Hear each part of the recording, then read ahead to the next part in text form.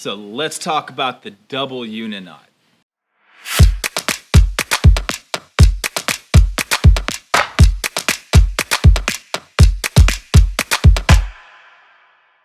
So the double uni-knot is used by anglers in both salt and fresh water for joining lines of similar or different strengths. Many consider the double uni-knot the best knot for tying braided line to a fluorocarbon or monofilament leader. This knot works great, and some people find it a little bit easier to tie than the blood knot. This knot is another knot that's included on my top 10 list. Alright, so to tie the double uni-knot, what you're going to do is you're going to have two lines.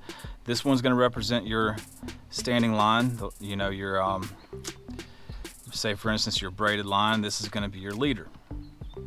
When you're going to overlap one line over the other, and then you're going to take this line here and you're going to double back just like you do with the normal uni-knot.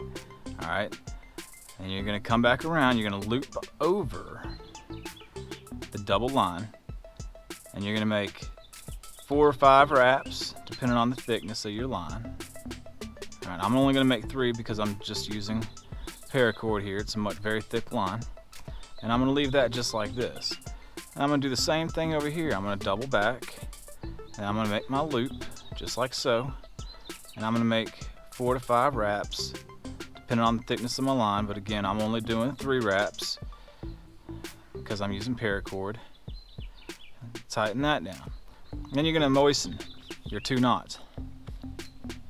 Make sure you moisten it real nice, real good.